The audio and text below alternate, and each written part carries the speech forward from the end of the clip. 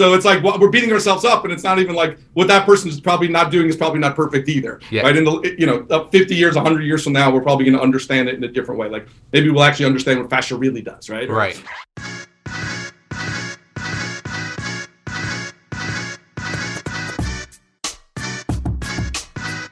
I remember way back in 2008 when we opened iFast, and selling sports performance training was not easy.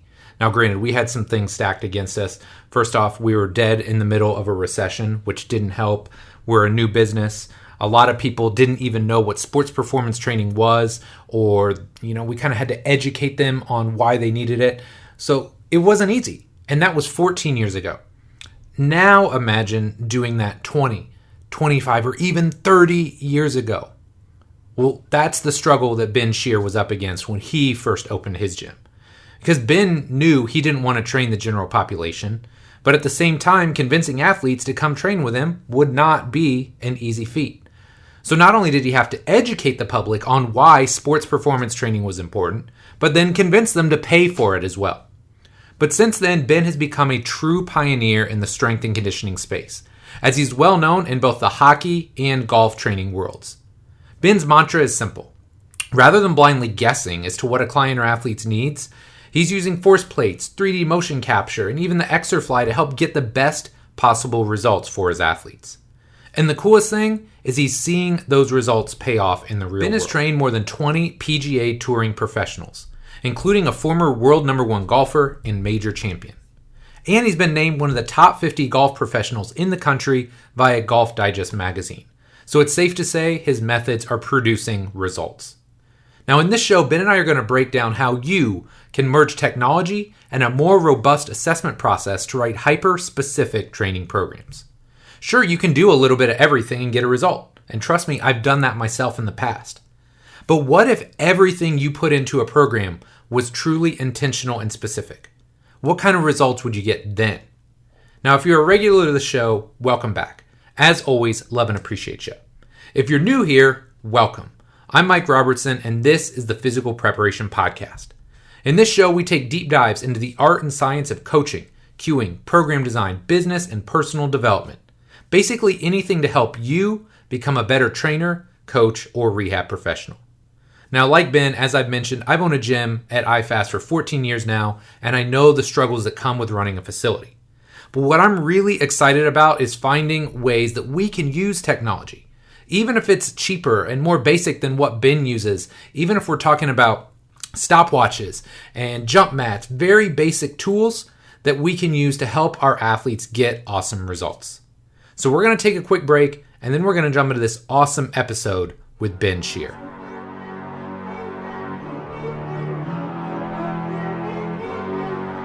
Today's episode of the Physical Preparation Podcast is brought to you by Exerfly.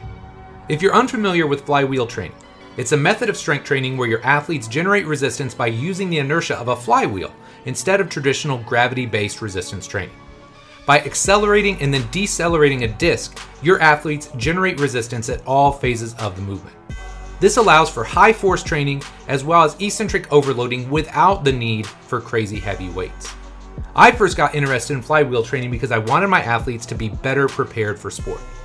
Standard free weight training is great for the early preparatory phases, but I wanted something that could improve the rate of force development in both the concentric and eccentric phases of the lift. Most importantly, I wanted to make sure my athletes were prepared for those eccentric forces that they'll encounter in sports. And with their motorized technology, the Exerfly allows you to increase the eccentric phase of the lift from anywhere from 1 up to 80%. The biggest objection I had early on was learning a new piece of tech or equipment. After all, sometimes these things sound great, but really aren't all that functional, or they take forever to figure out. But luckily, if you take the time to watch a few short videos and experiment a little bit, you'll be using the Exerfly like a pro in no time. Setup is quick and easy, and my athletes are absolutely loving it. Last but not least, there are tons of different exercises and variations you can use as well. Whether we're talking squats, hinges, presses, split squats, if you can think of it, chances are you can figure out a way to do it with the Exerfly. The really cool thing is Exerfly is used by numerous teams in the NFL, NBA, over 50% of the English Premier League, and numerous Olympic developmental programs as well. Now, as a small business owner, I normally think, hey, this is way outside of my budget. I can't afford it, because we all know in a small business, every penny counts. But Exerfly has you covered there as well. They offer 36-month interest-free financing, so you can get started ASAP with your training and pay as you go. And when you factor in a 30-day money-back guarantee, 2-year warranty, and free shipping, I really believe this is a solid investment. Look, the bottom line is this. If I don't really love something, I'm not going to promote it on my show. I love my Exerfly, the results I'm getting with it, and I think you will as well. To learn more, head over to exerfly.com so you can start building some savage athletic beasts in your gym. Again, that's exerfly.com. Ben, man, thanks so much for coming on the show here today. Really excited to chat and catch up. Could you start by just telling us a little bit about yourself? Yeah, I'm one of those crazy guys who likes to work with golfers on one hand and hockey players on the other side. And, yes. What makes it fun is it's so different, but also so much the same. And, the types of people and the variety, at least for me, keeps it interesting. I'm not only just doing one thing, but I can actually kind of really focus on working with two different types of athletes. Yeah, I love that, man.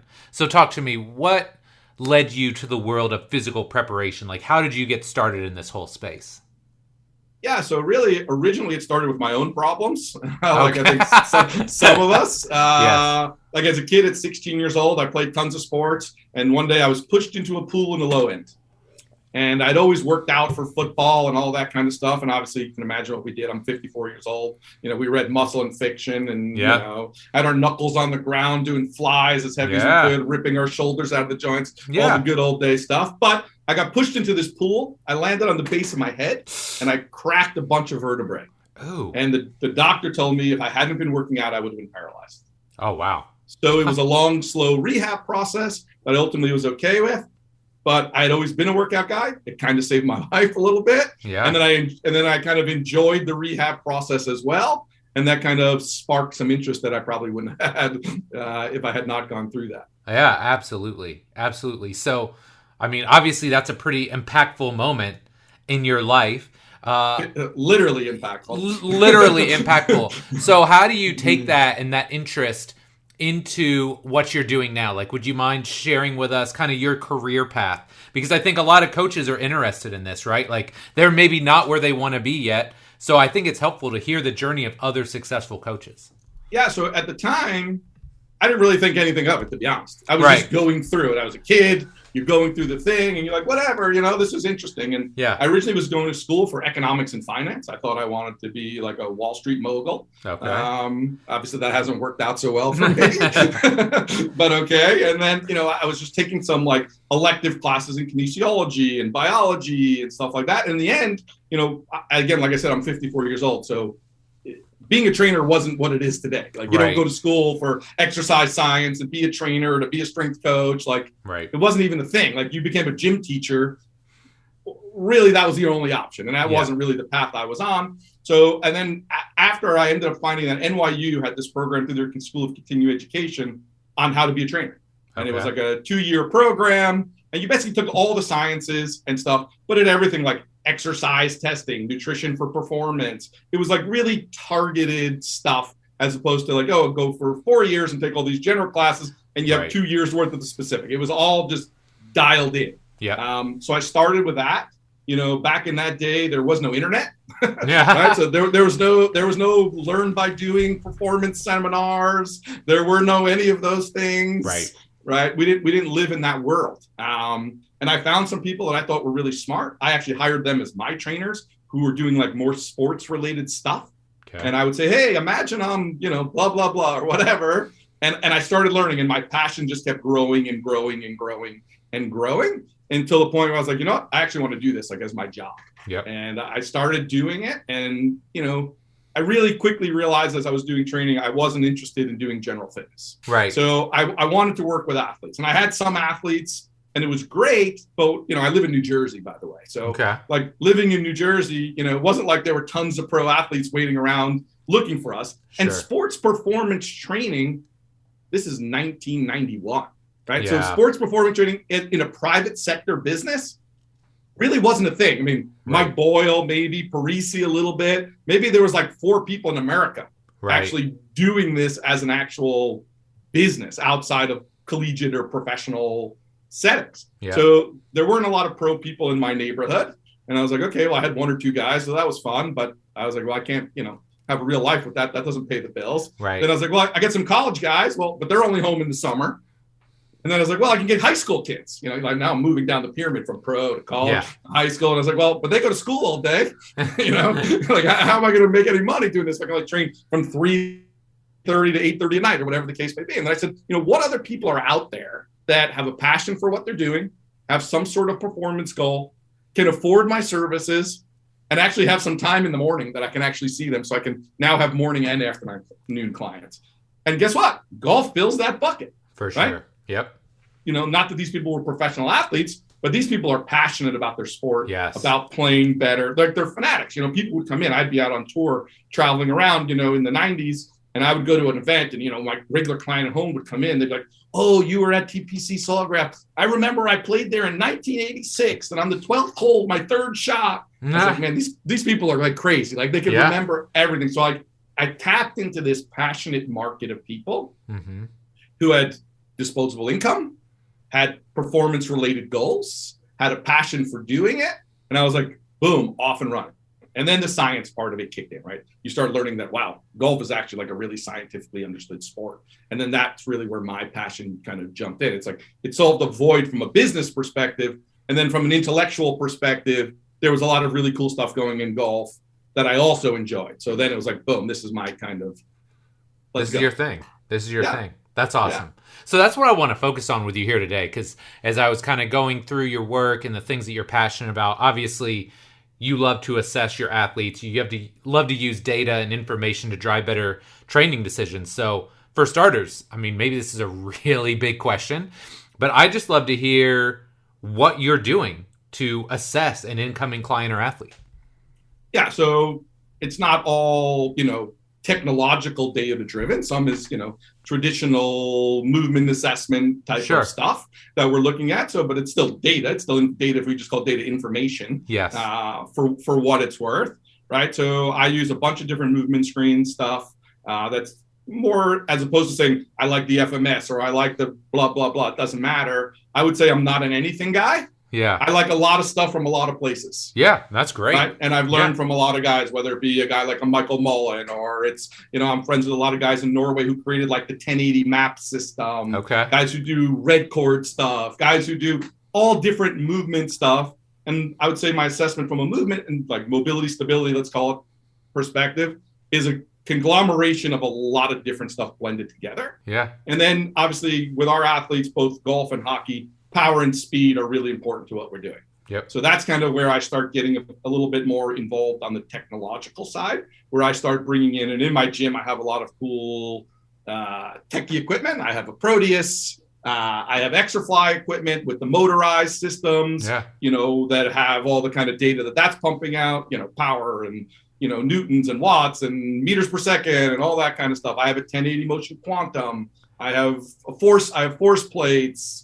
Ballistic balls with sensors, med balls with sensors in them. Oh my gosh. Name it, all kinds of cool stuff. Yep. So depending on obviously the sport, we're doing a battery of power testings, whether it's, purely looking at something like jumping on a force plate, could be a rotary thing on the Proteus or throwing a med ball. And we're always trying to understand kind of where people fall on this force velocity continuum. Because I think at the end of the day, if you're trying to build power athletes and speed athletes, that's where the magic lies, right? Are we strong enough to be fast? Are we fast enough to be strong? Where should my time be spent? And I think, in the training world right now, I kind of say, we have this kind of throw a sheet over it kind of mindset, meaning like, hey, we'll lift some heavy stuff. We'll do some stuff fast. Right. We'll throw in a few jumps, and we kind of just like go, okay, well, that's good. It's like, well, of course, that's good, right? Like you're doing some good stuff there potentially, but is it optimal? Is that really the best use of this person's time? Or are they really on one end of this continuum or the other where your focus should be, right? Yeah. And even with jump testing, okay, well, you have a high vertical or you have a low vertical. Well, that's just an outcome. Yeah. It's not actually why you do it, right? It's not what made up that 30-inch, 35, 25, 15-inch, whatever vertical right. you had. Why do you jump the way you want? So I think that's where technology and data and the sports science side can really come in and start shedding some light from a program design perspective of kind of where we need to drive our decision making and what someone's program should start looking like. Yeah. Okay, so I feel like we almost jumped ahead here. I want to go back because just hearing you talk about data, I know how passionate you are about it. Like, when did this get in? How did you get started in that space, right? Because you did all the training stuff and you got interested in that. You started training. But, like, where did you get into the data? Like, what was your gateway drug there? So I would say, like, I think I said that earlier, like, golf has been a really scientifically studied sport, probably more than any sport in the history of sports. Yeah. And for the main reason being it's simple to study, right? Like you stand in one place, the ball's sitting on the ground, you go when you want, you're not reacting to anything. Right. So we started able to catch ground reaction force data. We've been able to catch 3D kinematic data.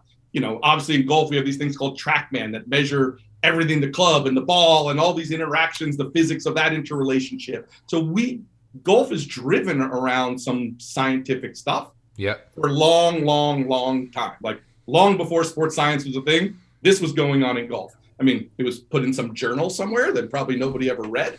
But back in the day when I first started doing this in the early 90s, I actually started reading those things, and I'm the crazy guy who like called up the guy on the phone at the university. He was like, hey, by the way, I read this really cool article you did. I have some questions. And what you learned quickly is most of these guys back then who were doing research in labs, they couldn't be happier that somebody had some interest in what they were doing and actually had questions and wanted to talk about it. They thought they did it to get their PhD or whatever the case may be. And they're going to write an article, they're going to publish it so they can get their doctorate. And I checked the box. All of a sudden, someone's interested. And they were like, why are you interested? I said, well, I'm trying to understand like how what you said in your research should be impacting what I'm trying to do in the gym to improve performance, right? So, and the better I got at that, the more I was interested. And obviously now we're in this world of information age where something like 3D, which back then was this arduous, torturous process,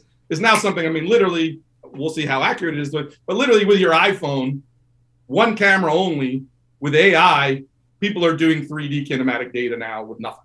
Real time, right? So we're in an information age. I think that anybody in our world who doesn't think we're going in this direction is missing the boat, because our industry is no different than every other industry in the world. Technology, information, that's where the whole world is going. And that's where we're going. And then you see it in the professional sports level across a lot of the professional sports that, now teams have whole sports science teams working with their players, right? So we're going that way. And my thing was like, well, I've been doing some of this stuff longer than these guys who are doing it at the professional level. Why am I not doing this in my facility? Right. So now I have lots of really cool equipment, where I can start doing this in-house. I think oftentimes better because there's no pressure of it being part of the team. The players aren't worried about, I don't want to say judgment, but judgment, right? Like players are scared of data, right? Like I wear an Oura ring as an example. Well, you think players want to know? Do you think they want the owner of their team to know they went to bed at 3 a.m. last night? Right. Or whatever. Like the data is a scary thing for players, I think, when the team is doing it. Yeah. Because what does that tell, hey, maybe this guy's going to fall apart. He's up for a new contract. And based on some of this data, I think he's actually going the other way. Or whatever the case may be. So in the private, where they feel safe with us, it's actually just information to help them hopefully avoid those pitfalls.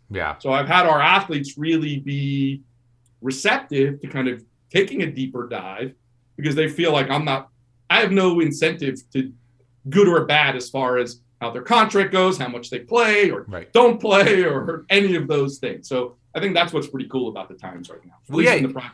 They know that you're there to help them, right? You're not judging them, right? You're there to help them and to have the biggest impact. So they're going to be more trusting of you and more willing to kind of share and open up about what's going on. And there's no GM coming to me after the testing saying, hey, how did Mike do today? I think he's like, prove to me that he's not worth giving $8 million next year. We're going to give him 5 or whatever the case may be. It's a different deal. I mean, I'd take 5. Somebody going to give me 5 right now?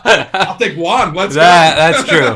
That's true. So this is awesome. And one thing that I don't think enough coaches and sports scientists talk about is that time in between the assessment and the program design process, right? Because this is our time to internalize and figure out what's going on. So once you've assessed somebody and you've captured force plate data and Proteus data and all these tools, what's your next step? Like, what does that process look like for you? Like, what are you looking at? What KPIs are most impactful for you? And how do you go about that decision-making process? Yeah, so it's not a one-size-fits-all answer, like unfortunately most of these conversations, right? So if we're talking about a golfer, obviously what's primarily important, my KPIs for them might be different from a hockey player. And if that hockey player, well, they playing center or they goalie, where are they? So we're going to have different metrics that we think are more important. I would say a lot of the metrics are the same metrics, but the weighting of the metrics may change, right? There's no physical contact in golf like there is in hockey, right? At the same time in hockey, I have to propel my body at high rates of speed. I got to be able to withstand collision. I have to do all of those types of things, but I would still call it fundamentally, at least for our forwards and defensemen, a speed sport, right? Mm-hmm. You got to be fast. If you're slow, you're in trouble, right? On one side of that. So I think golf, we're trying to swing the club fast, right? So I would call them both fundamentally speed sports. So we're looking at our speed and power numbers somewhat similarly. But I weight the strength side, let's just say, higher in my hockey guys than I do in my golf guys. Because they don't have to hit anybody. Right? And no one's hitting them, and they don't have to withstand getting knocked on their ass, as we say again. But on this, and the golfer is swinging a really light object and trying to move it, have a really high velocity with something really light. So, if a guy can deadlift 500 pounds, is he swinging faster at 600 pounds or 700 pounds or 300 pounds? And we know there are athletes in sports like golf, baseball, basketball, you can look at it, plenty of skinny guys who can generate massive amounts of speed. Baseball pitchers, we see it all over the MLB. Pitchers, guy look like a stick, and they're throwing the ball 100 miles an hour. You know, guys in golf who look like a stick, and you're like, man, that guy, you put him in the weight room, he's not going to win any weightlifting contests or strength or power contests, but meanwhile, he's hitting the golf ball 320 yards. Right? So there's kind of this fascial component, I guess we're going to have to call it for today's conversation. Right? That they're using more of a fascial versus a muscular strategy. Approach strategy. To create their speed. So then I have to put the people in buckets, right? By position, by sport. I try to classify people as more of a muscular type of athlete or a more fascial type of athlete. Because if I get a guy who's fast and not necessarily super strong, but I consider them more fascial, I don't know that doing tons of heavy weightlifting is going to make them faster. I've found that as I've been taking away some heavy weightlifting from some of those people, their speeds are actually increasing, especially on the golf side. Right? I might still be doing strength work, but I might be doing bands for speed, more multiplanar type stuff, more other things, right? And I think with those guys, I find that as long as I do a really good job, with stability of their anchors, like pelvic core stability, scapular stability, that their anchors can just withstand the speed that they're creating, they tend to do well. Right? They don't necessarily have to have the biggest, strongest prime movers. To create lots of speed. They need to have good anchor systems, so when the fascial system is just whipping that thing around, they kind of do a nice job of delivering it. So then I put them in those buckets, right? So I say, hey, they're both speed athletes, strength is more important or whatever. For my golf guys, mobility might be more important, right? Because at the end of the day, a bigger shoulder turn in golf, getting more distance in my swing, might be one of the key things for me creating speed. Sometimes the fastest way to make a golfer faster is increase thoracic mobility. Right? I always tell people it's like a runway. Well, if I have a runway, and if you have a short runway and I have a long runway, the odds of me getting to a higher speed than you are just better. Right? So for some people, mobility in golf, I might call that one of the key drivers of their speed.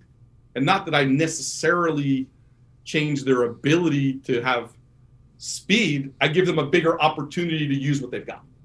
Absolutely. Right? So that's how we started looking at KPIs. And those are just obviously some simple examples, but that mobility piece in golf is going to be a big, huge piece of what I'm doing. We're on the other side, and strength might be less important, And it might be the other way. Not saying obviously hockey players don't need to be mobile. Of course they do. And not that golfers don't want to be strong. Of course they do. But the KPI, if you're weighting them, so we just have like we use a thing called coachlogic.io. It's basically just a fancy, somebody created like Google Sheets or something, like spreadsheet type stuff. But it lets you just like basically create your own KPIs, and it does all the calculations for you and makes really nice little graphs and does all that stuff. But I can just put whatever I want. I can say, oh, these mobility markers or these power or speed or whatever tests I want. I can put ranges. I decide what they are. Yep. I call this the top of the range, this the bottom, this is the middle, whatever. And then I can also say, okay, I'm going to put these 5 KPI factors. But I'm going to give, in golf, mobility is 40%. And in hockey, it's 25% or whatever. I'm making numbers right now, right? Yeah. And then each thing I decide within that sport, and even within like hockey, I even have by position, it's got some slight variation of a defenseman versus a forward or whatever, right? Where then I weight each piece of that thing separately. And then I get a total score, what I would call your performance score, based on how the KPIs work for that individual sport or task. I got you. So it does end up being like a little, what do they call pie it? Like chart. A pie chart, spider graph, whatever it's got all that. You can have it like this. And what's cool about it is also you could put people into groups. Yep. And then you can compare people against groups also within it. Nice. It's actually pretty good. Like I was just trying to do it myself one day, and I don't know how I found this thing. I mean, that, while I hate that the internet like is listening to you and recording all your stuff and giving you all this crazy stuff.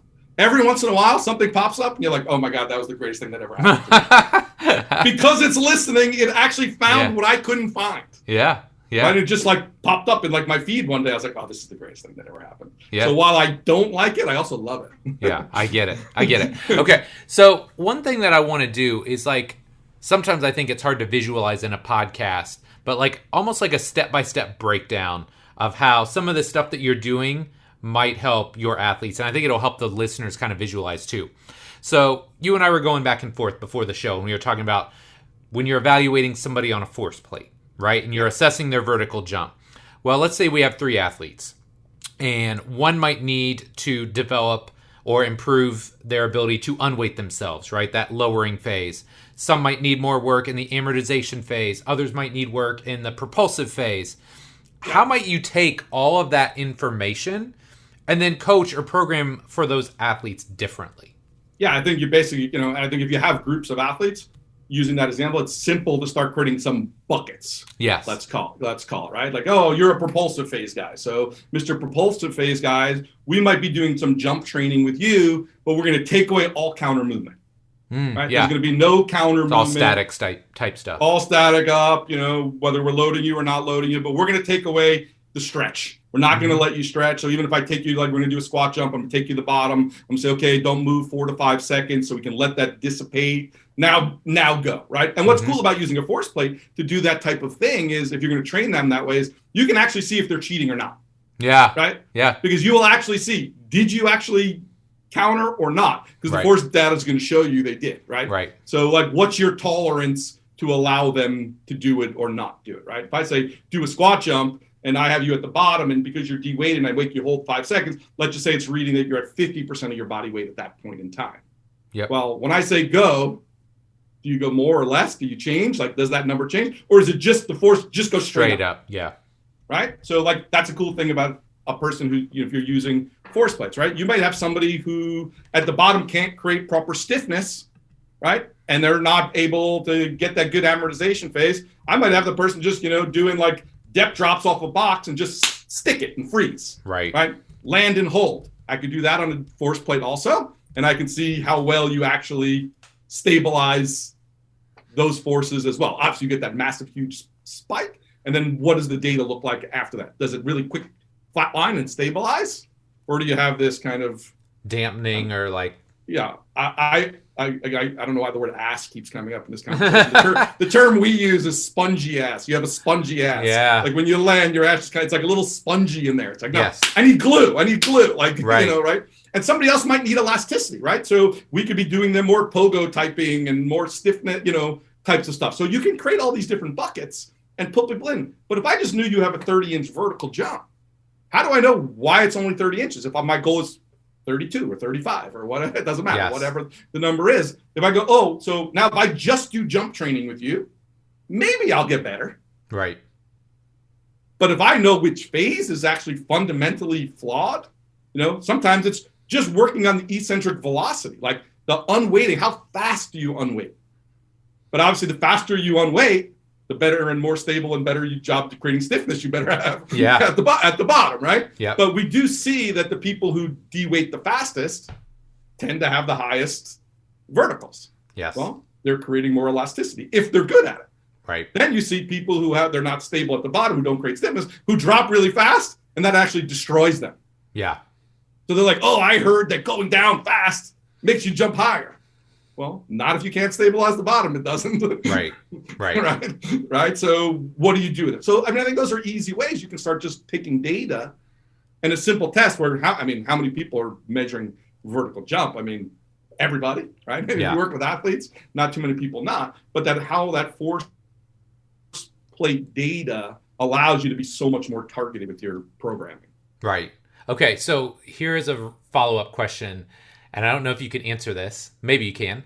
But I'm sure at some point you've interacted with people that are like, well, I don't have a force plate. I don't have access to that. Is there any way you can reproduce any of these findings or reproduce some of these tests to help at least give people a better understanding? Because I 100% agree with you. Like, I've seen the, just kind of random throwing stuff at the wall approach to program design. Well, I'll just touch on all these things and I'll be okay. But like you alluded to, if we can be more focused, right? Instead of shotgun, we can be more sniper rifle.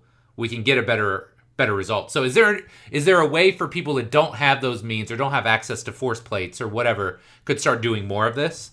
Yeah, I don't know that you can necessarily get it the same, but I think you can do better. Obviously using like a jump mat or something like that.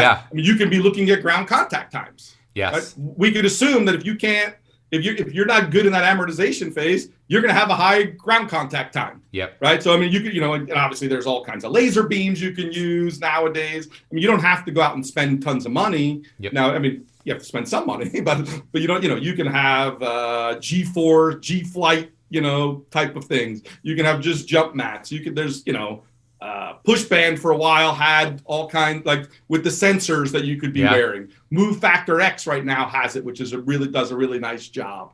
And it even gives you like what they call like pop 100 and pop 200 numbers, which is basically the speed you're moving at X 100 milliseconds, 200 milliseconds. Okay. They're about to come out later, but then you can say, okay, well, now you can start looking at, okay, well, those numbers are basically my acceleration rates. Yep. And I haven't used them enough to tell you what a good number is or bad. Sure. But you start collecting a bunch of data and you go, man, this guy, we all have the eye test as if you're a real coach. Yeah. There's still the eye test that you can look at someone and go, man, this guy's an athlete. That was impressive to watch. And this guy's not so much an athlete. That was not that impressive to watch, right? And you can start saying, well, you know what? All my guys who passed the eye test really well, this is kind of the range their numbers are in ground contact time. Yep. This is the range of people, I think, who are not so good in my eye test, right? And you will eventually come up with reasonably good data points where I think you can start looking at some of that type of stuff. Yeah, I love it. Okay, so within that realm, you've brought somebody in, you've assessed them, you've written a program, you've trained them for a while. How frequently are you reassessing these people? And you hear things all over the board, right? Some people say, oh, I'll do it once a month. Some say, oh, every 3 months. Some people, I'll work it into their training. Like, what's your philosophy? How do you look, I hear people say every session is an assessment. Yeah, I know. Yeah. Okay, right. So what my tendency to do is I don't love taking full training days away. Like if we're in the heat of it, like I'm not a big fan of that. So I tend to be a more work it into my program thing. So like, let's just say in my initial assessment, I did 10 things. I'm just making up numbers again, but let's just say I did 10 things. Over my next 10 sessions, and depending if they're fatiguing and other stuff, if there's some state stuff we have to manage, is the right day to do this testing or not. But obviously on a Monday, typically if the weekend was off, is a good day to do some stuff. But like I'll try to pick one thing in their from their testing to do within that day. Right. And say, okay, are we making the progress we're looking for over here? Do we need to, is our programming working? Is it, yes or no? And as well as we would like, yes or no?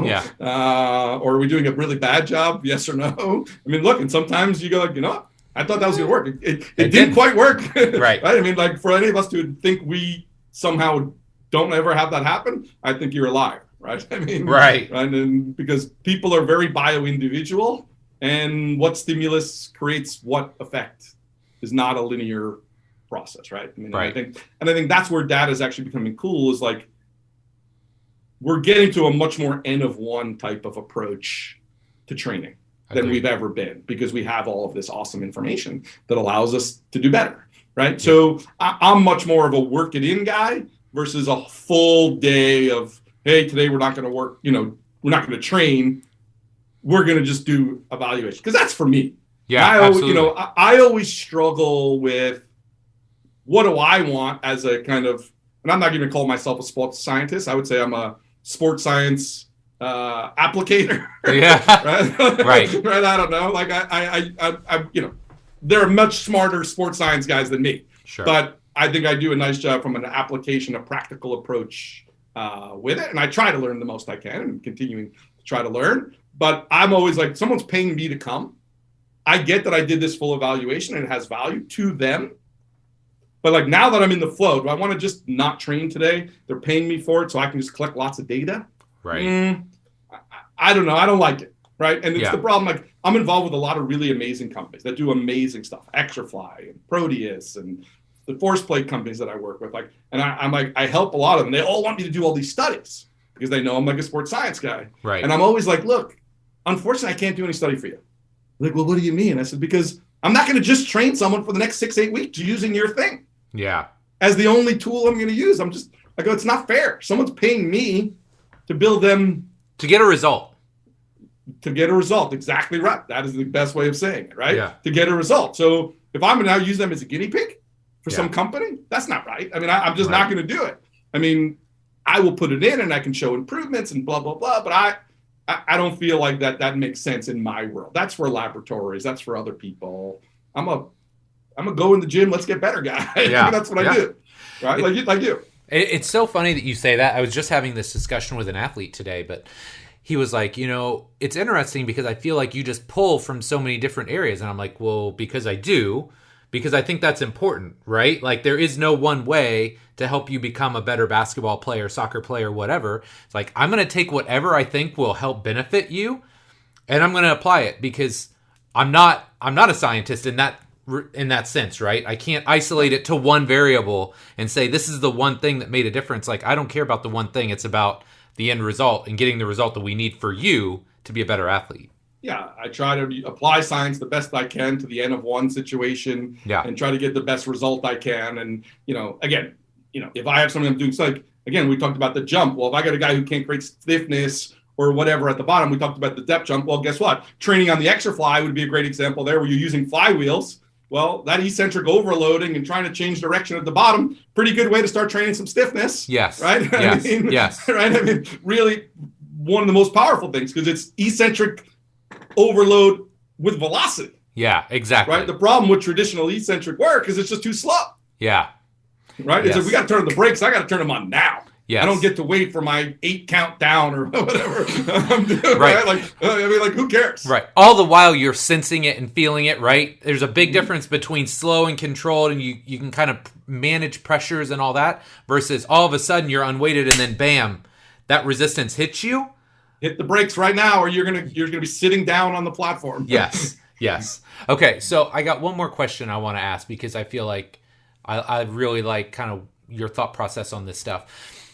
But you work with high-level athletes, right? In golf, in hockey. High and low. High and low. High and low, yeah. Yeah. But I think there's always this balance, right? Between keeping performance high, but also keeping them healthy. So how do you marry those two? Because, hey, man, look, if you're at the highest level, like, a lot of times you have enough of the outputs necessary to stay at that level. And health is maybe weighed differently. So how do you kind of find that balance or that ratio with your athletes? Yeah, so a couple things. One is how we look at our micro and macro cycles of our time. Yep. Like some of my guys, like my hockey guys, let's say in the summer when they're in 5 days a week going crazy.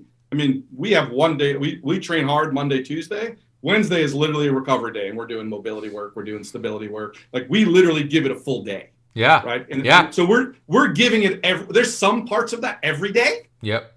But one day it's literally, there's not going to be anything that has high intensity. Yeah. There's not going to be any and I laugh and say that because some of them would tell you that's the highest intensity day. Right. They're like, oh my God, this is killing me. Oh my God, I'm so bad at this, right? Whatever. And it could be doing PRI type breathing stuff. It could be doing mobility work. I use a lot of stick mobility stuff because I love the idea of getting something long and putting load into it and strength, type of stuff. I've gotten really great results with that. We could be doing mobilizations technique. We could be doing breathing. We could be doing meditative. We could be doing, so we have one day that's all we do during the week. One day, right? And then all the other days, there's parts of that. It could be part of our warm up. We could be doing, like my hockey guys, ankle mobility happens to be one of the big disasters we have, right? Like you wear skates all day for 20 years, right? Probably not great. But then the coach is telling you, come on, skate lower. You got to get lower. You need to flex that boot forward. The guy's like, look, my ankle just doesn't move, right? So like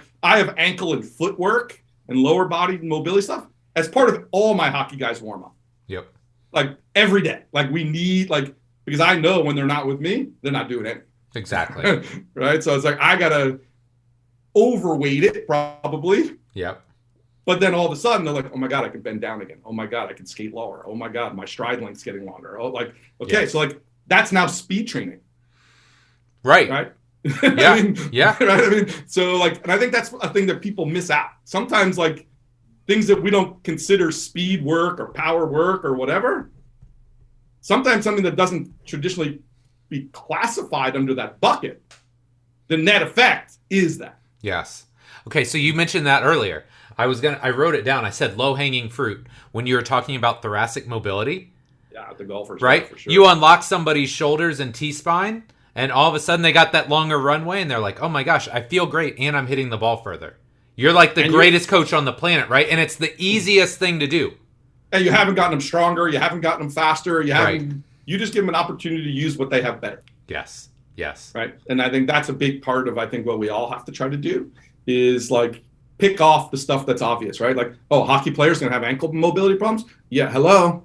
If we don't know that, then what do we do? Right? And it's a big issue for a lot of people, but, with your hockey guys, the sport itself causes a loss of mobility in the ankle often, but the sport itself at the same time forces you to try to flex that super stiff boot to get low and skate fast. Yes. So there's this opposition going on where the sport itself is making it worse, but it also requires it to be elite.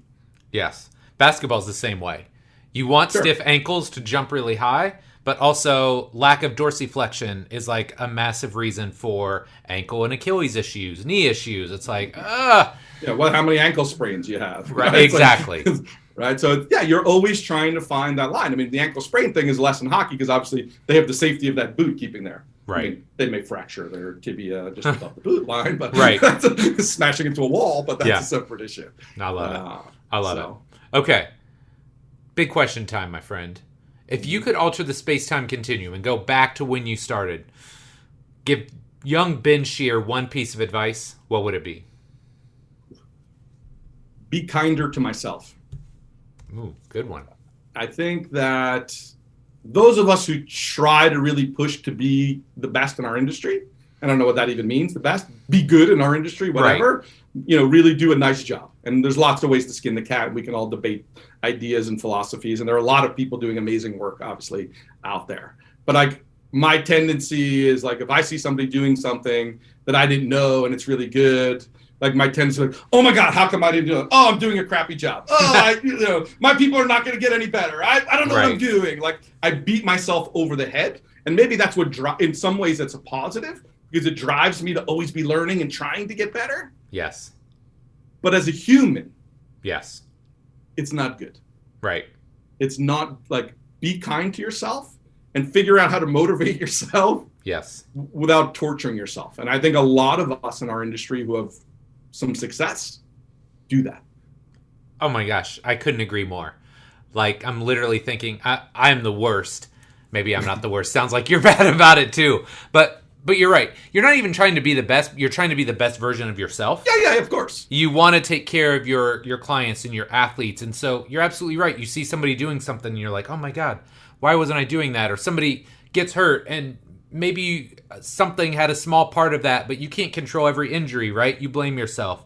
So I think it's very important to hear that. Like, hey, look, things happen in this industry. None of us are perfect. We're always learning.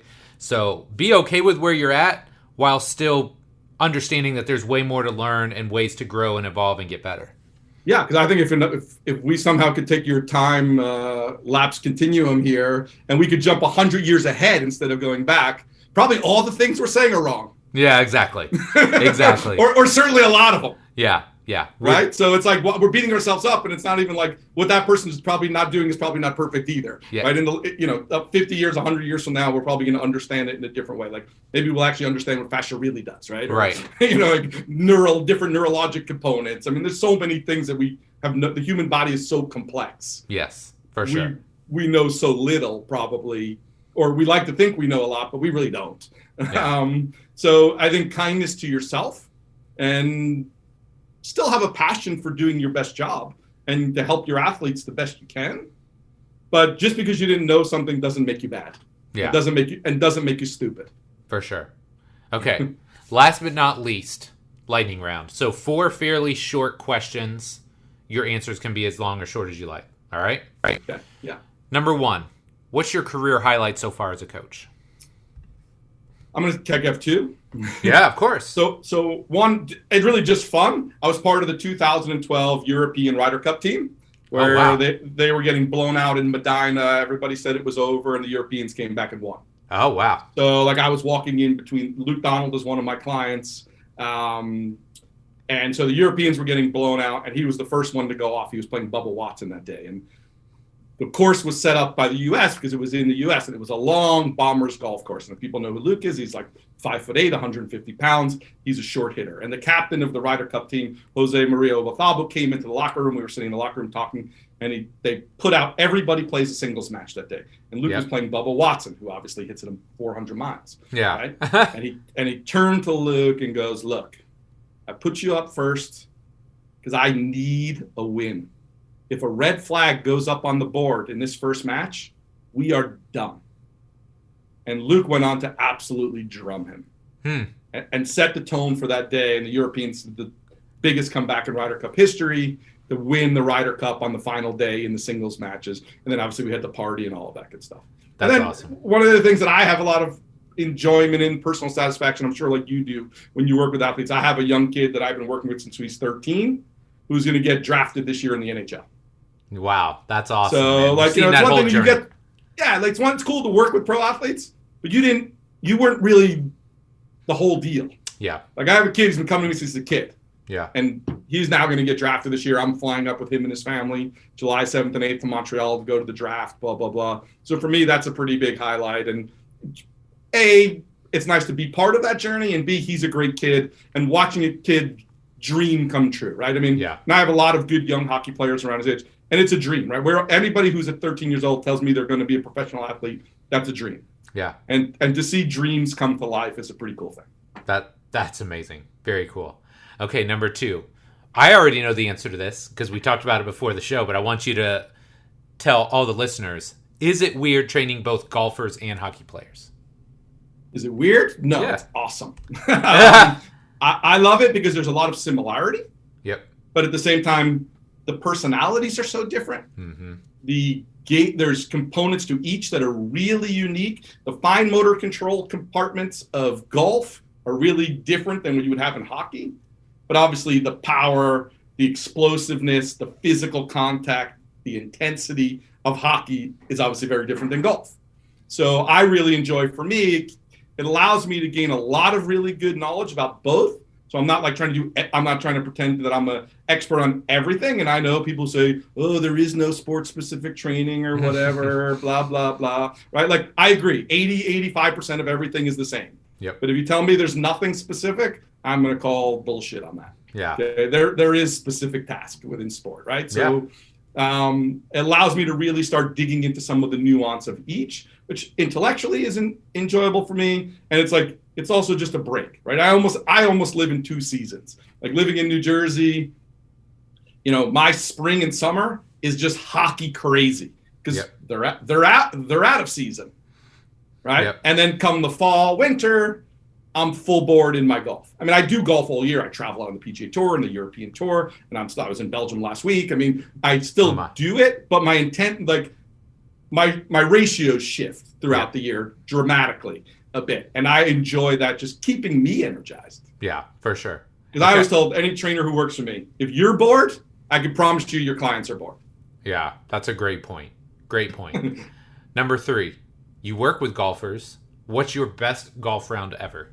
I don't play a lot of golf. I'm like a guy who shoots in the 90s. Okay. I'm a guy who knows too much about golf and knows that you have to have time to practice and play. Yeah. If you want to play golf. And I have a 19-year-old son who now is in college, who was a hockey player growing up. And we spent our weekends traveling around the country in hockey tournaments. And we happened to have a beach house. And on the weekends, we would go to the beach. He didn't want to play golf. Yeah. Sadly, now at 19 years old, all he wants to do is play golf. Come on, man. Yeah. So I didn't actually play a lot. So now I literally had one of my players get me a new set of clubs the other day. Oh, wow. Okay. And I was like, you know what? If he wants to play, like that would be enjoyable for me. But I travel a lot for work. I work a lot. I never was going to be that dad who, on the weekend came when we're supposed to spend time at the beach or together, let's call it. Yeah.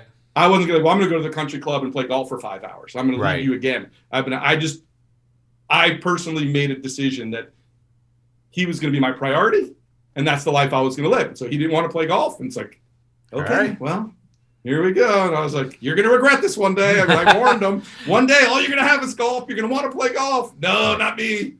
Now, he goes to the University of Michigan, and he's like out playing golf with all the guys on the football team. And he's like, they're all so good at golf. I'm like, dude, you could be way better than them. I could have had you getting lessons from the best teachers in the world your whole life. You didn't want to do it.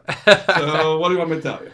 Well, I'm sure that's going to be something I deal with my kids as well. So I get it. Look, they can't. What do we know? That's right. We're just their parents. We're idiots. That's right. Okay. Last but not least, number 4. What's next for Ben Shear? What are you working on? What are you excited about? Anything? So I think I'm excited about a couple of things.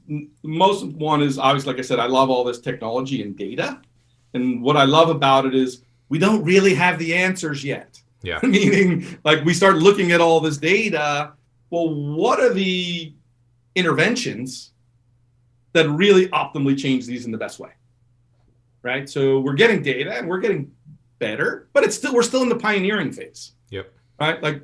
I've been doing technology. I've had flywheels for 7 years. I've had a 1080 for 4 or 5 years. I've been using this stuff and now I'm just starting to feel like, oh, I know how to start doing it.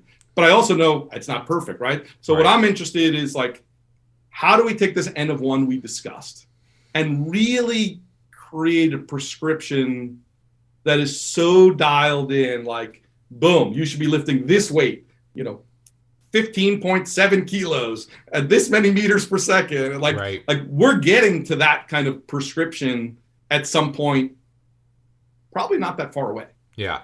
Or closer. Yeah. Right? So I enjoy being part of that process and talking with and sharing and collaborating with other super smart guys in the industry who are still trying to do the same. But if anybody tells you that's using data that they know exactly what to do with it, no chance. No. No chance. No. We're on the path, but we're not there yet. That's for sure. Yeah, but you can't get there without going down the path. Yes. Right? So people are like, well, we don't know this and that. I'm like, I hear you. I go, but how do you want us to be here when we're here, but you don't want to do this? Yeah. I'm like, well, guess what? I enjoy this. I love the learning. It's fun for me. Right. And you know what? If this is the thing, I go, you're still here. I'm at least here. Right. You're working your way down the path, right? Yeah. And I go, you're just going to wait till I get here and then teach it to you. Yeah. Right. I go, look, and there are people who that's who they are. That's not like a guy like who you are. You are guys, we're the ones who like to push and to do it. And then also enjoy the teaching and sharing of it with others. Yes. Right. That's part of the process. Other people, they just want to go to work, check their box, train their clients, go home, do their thing. They don't want to spend the time that you don't get a check for.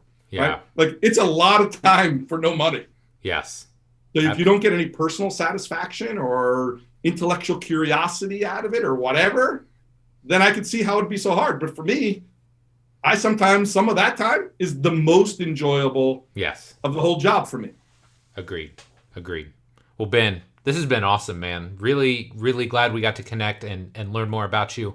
Where can my listeners find out more about you? Where are you located on the internet these days? I'm located at athleticedge.net, N-E-T. I don't know how good my website really is. So you can follow me on Instagram at ben.shear, S-H-E-A-R.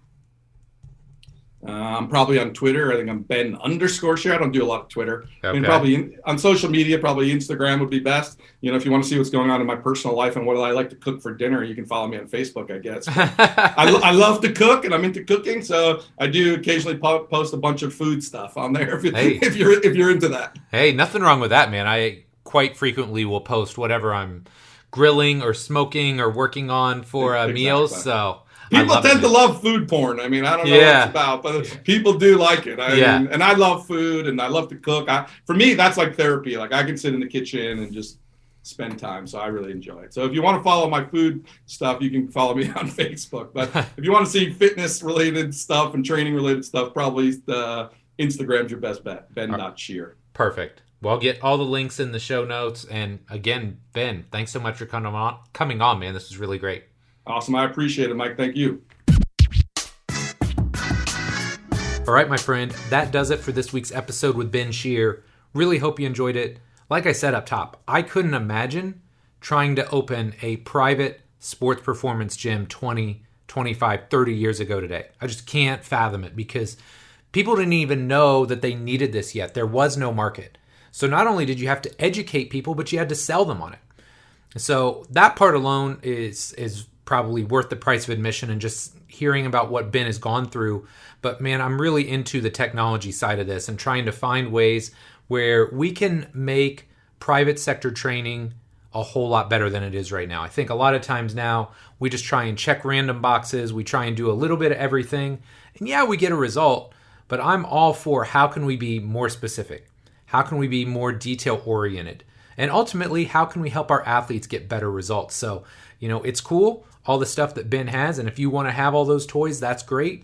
But if you're listening, don't let that hold you back either. Like, you can get a lot done with a stopwatch and a jump mat and some very basic tools that'll get you started on that path with technology, with better assessments, and ultimately, it's going to help your athletes get the best results. So, my friend, as always, thank you so much for your support. If you enjoyed this episode, please do me one favor. Go to iTunes, Stitcher, SoundCloud, Spotify, Google Play, the Amazon store, wherever you consume podcasts, and subscribe right now today so you know each and every week when a new episode drops. So as I said before, as always, thank you so much for your support. Love and appreciate you, and we'll be back next week with our next episode. Take care.